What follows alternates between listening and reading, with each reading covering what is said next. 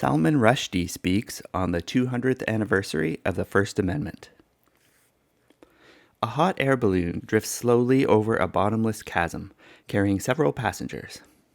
A leak develops. The balloon starts losing height. The pit, a dark yawn, comes closer. Good grief!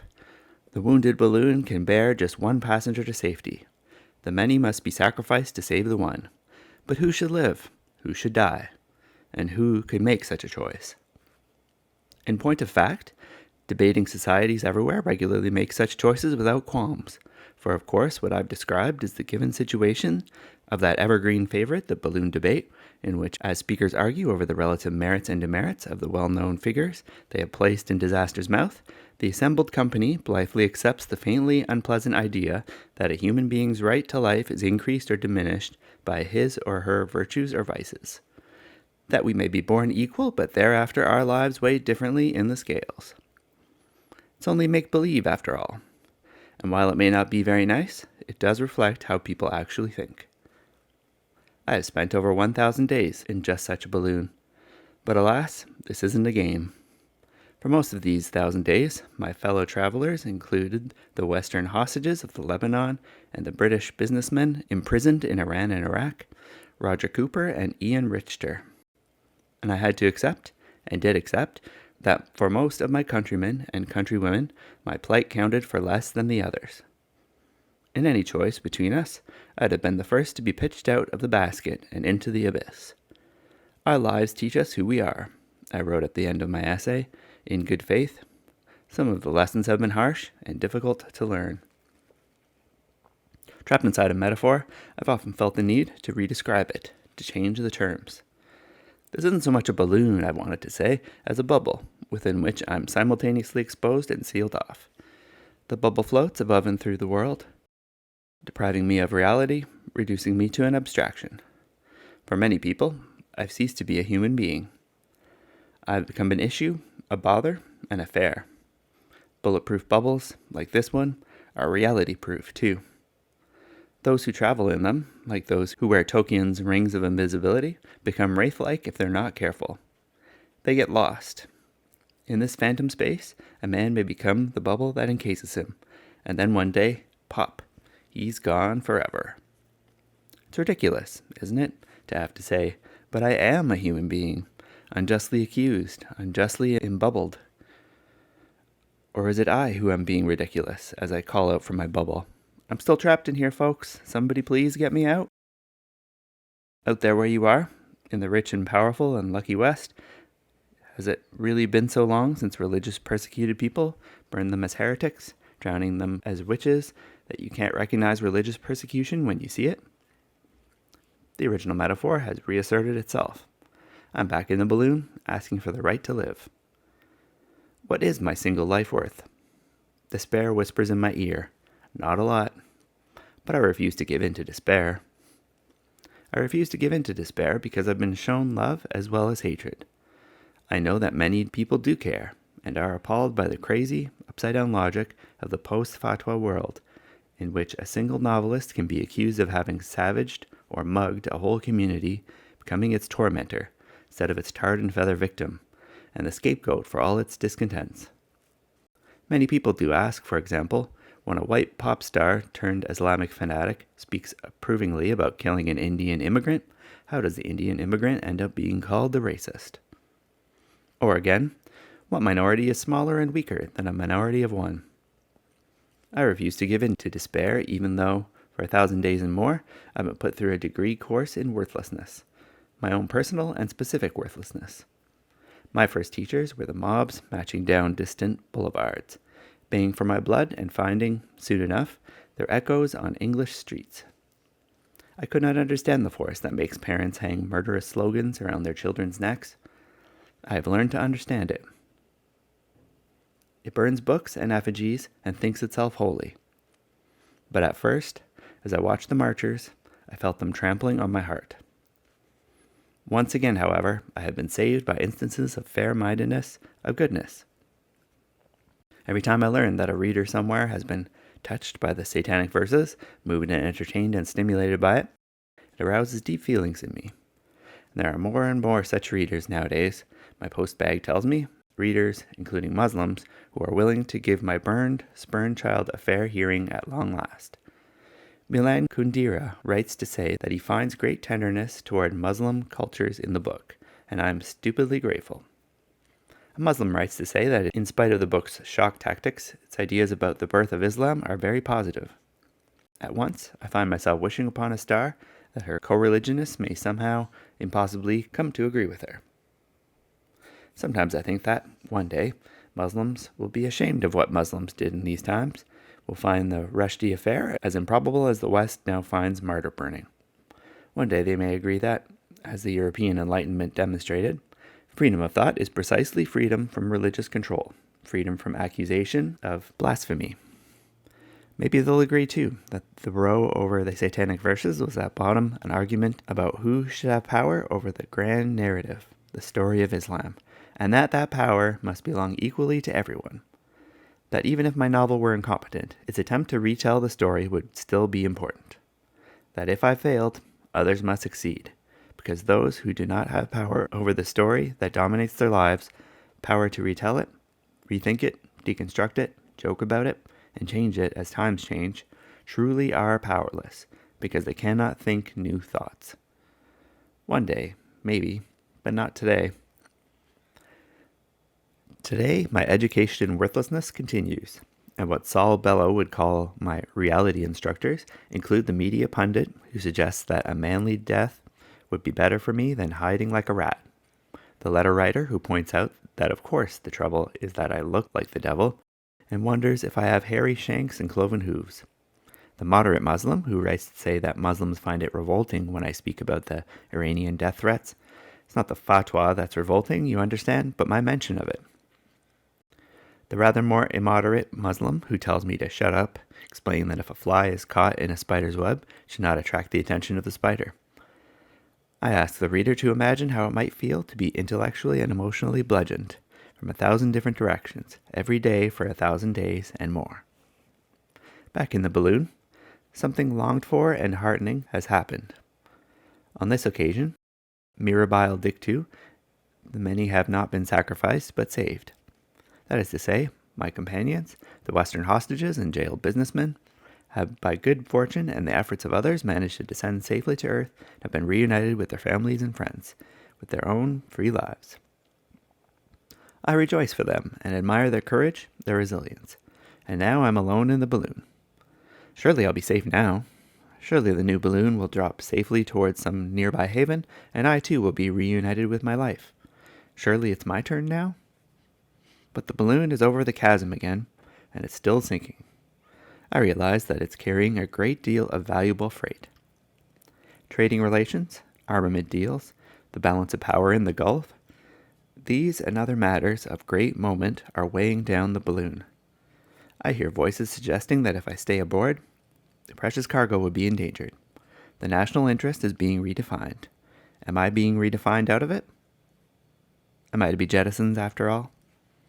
When Britain renews relations with Iran at the United Nations in 1990, the senior British official in charge of the negotiations assured me in unambiguous language that something very substantial had been achieved on my behalf. The Iranians, laughing merrily, had secretly agreed to forget the fatwa. The diplomat telling me the story put great stress on this cheery Iranian laughter. They would neither encourage nor allow their citizens, surrogates, or proxies to act against me. Oh, how I wanted to believe that. But in the year and a bit that followed, we saw the fatwa restarted in Iran, the bounty money doubled, the book's Italian translator severely wounded, its Japanese translator stabbed to death. There was news of an attempt to find and kill me by contract killers working directly for the Iranian government through its European embassies. Another such contract was successfully carried out in Paris, the victim being the harmless and aged ex-Prime Minister of Iran, Shapur Bakhtiar. It seems reasonable to deduce that the secret deal made at the United Nations hasn't worked. Dismayingly, however, talk as I write is all of improving relations with Iran still further, while the Rushdie case is described as a side issue. Is this a balloon I'm in or the dustbin of history? Let me be clear. There is nothing I can do to break this impasse. The fatwa was politically motivated to begin with, It remains a breach of international law, and it can only be solved at the political level. To effect the release of the Western hostages in the Lebanon, great levers were moved. Great forces were brought into play. For Mr. Richter, £70 million in frozen Iraqi assets were thawed. What then is the novelist under a terrorist attack worth? Despair murmurs once again. Not a plugged nickel. But I refuse to give in to despair. You may ask why I'm so sure there's nothing I can do to help myself out of this jam. At the end of 1990, dispirited and demoralized, feeling abandoned, even then, in consequence of the British government's decision to patch things up with Iran, and with my marriage at an end, I faced my deepest grief, my unquenchable sorrow at having been torn away from, cast out of, the cultures and societies from which I'd always drawn my strength and inspiration. That is, the broad community of British Asians and the broader community of Indian Muslims. I determined to make my peace with Islam, even at the cost of my pride. Those who were surprised and displeased by what I did perhaps failed to see that I was not some deracinated Uncle Tom wog. To these people, it was apparently incomprehensible that I should seek to make peace between the warring halves of the world, which are also warring halves of my soul, and that I should seek to do so in a spirit of humility, instead of the arrogance so often attributed to me.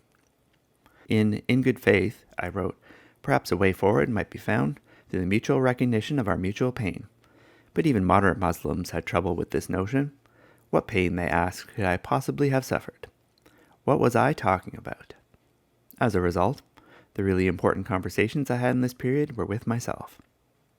I said, Salmon, you must send a message loud enough to be heard all over the world. You must make ordinary Muslims see that you aren't their enemy, and make the West understand a little more of the complexity of Muslim culture. It was my hope that Westerners might say, well, if he's the one in danger, and yet he's willing to acknowledge the importance of his Muslim roots, then perhaps we ought to start thinking a little less stereotypically ourselves. No such luck, though. The message you send isn't always the one that's received. And I said to myself, admit it, Salmon, the story of Islam has a deeper meaning for you than any of the other grand narratives. Of course, you're no mystic, mister. And when you wrote, I am not a Muslim, that's what you meant. No supernaturalism, no literalist orthodoxies, no formal rules for you. But Islam doesn't have to mean blind faith. It can mean what it always meant in your family, a culture, a civilization, as open-minded as your grandfather was, as delightedly disputatious as your father was, as intellectual and philosophical as you like. Don't let the zealots make Muslim a terrifying word, I urged myself. Remember when it meant family and light. I reminded myself that I had always argued that it was necessary to develop the nascent concept of the secular Muslim, who, like the secular Jews, affirmed his membership of the culture while being separate from the theology. I had recently read the contemporary Muslim philosopher Fuad Zakaria's Laïcité au Islamisme and been encouraged by Zakaria's attempt to modernize Islamic thought.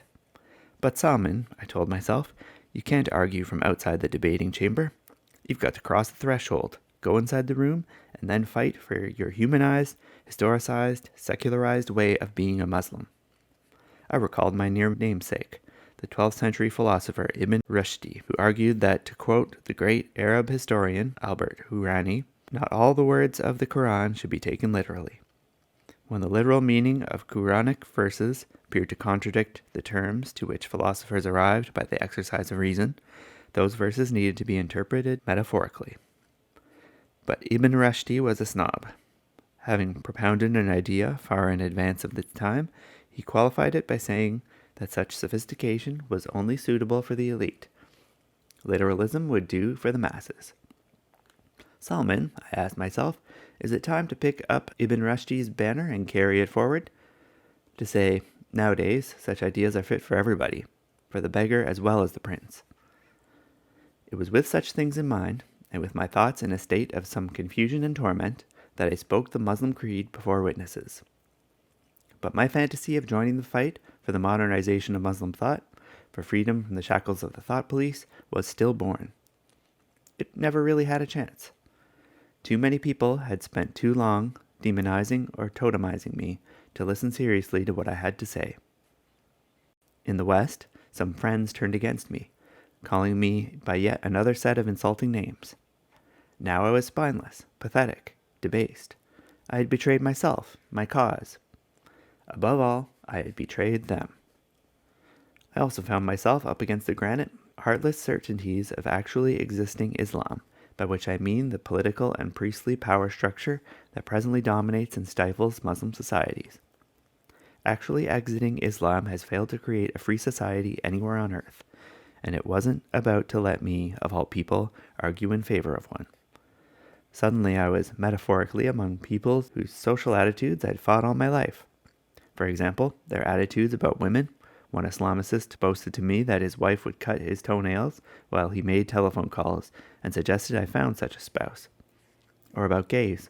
One of the imams I met in December 1990 was on TV soon afterwards, denouncing Muslim gays as sick creatures who brought shame on their families and who ought to seek medical and psychiatric help. Had I truly fallen in among such people? That was not what I meant at all. Facing the utter intransience, the Philistine scorn of so much actually exiting Islam, I reluctantly concluded that there was no way for me to help bring into being the Muslim culture I dreamed of, the progressive, irreverent, skeptical, argumentative, playful, and unafraid culture which is what I've always understood as freedom. Not me, not in this lifetime, no chance. Actually exiting Islam, which has all but defied its prophet, a man who always fought passionately against such deification, which has supplanted a priest-free religion by a priest-ridden one, which makes literalism a weapon and redescriptions a crime, will never let the likes of me in.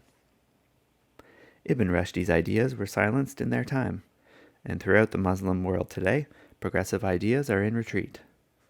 Actually exiting Islam reigns supreme, and just as the recently destroyed actually exiting socialism, the Soviet terror state, was horrifically unlike the utopia of peace and equality of which democratic socialists have dreamed, so also is actually exiting Islam a force to which I have never given in, to which I cannot submit.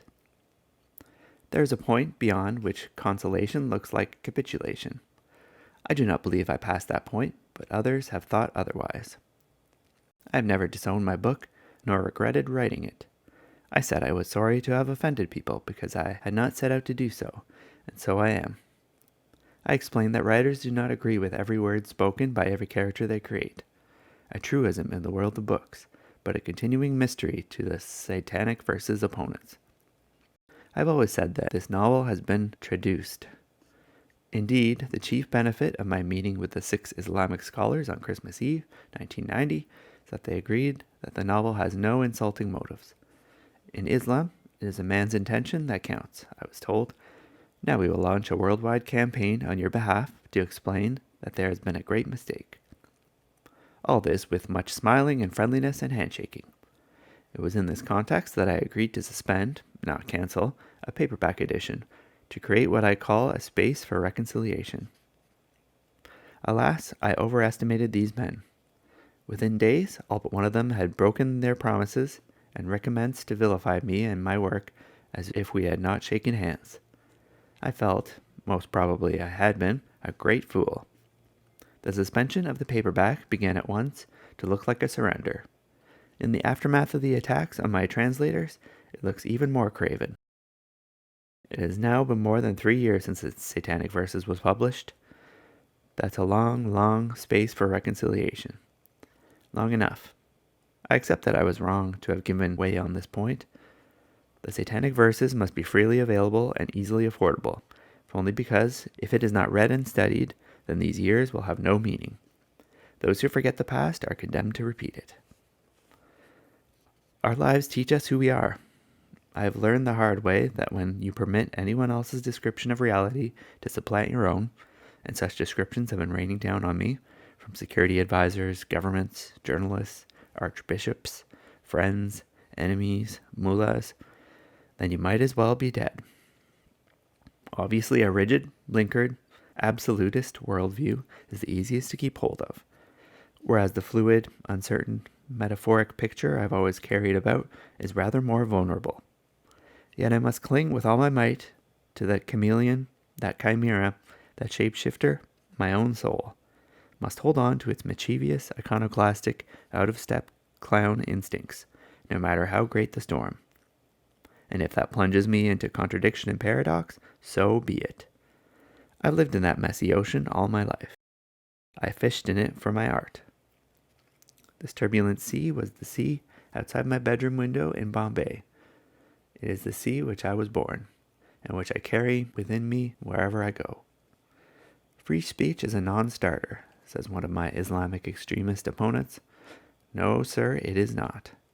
Free speech is the whole thing, the whole ballgame. Free speech is life itself. That's the end of my speech from this ailing balloon. Now it's time to answer the question, what is my single life worth? Is it worth more or less than the fat contracts and political treaties that are in here with me?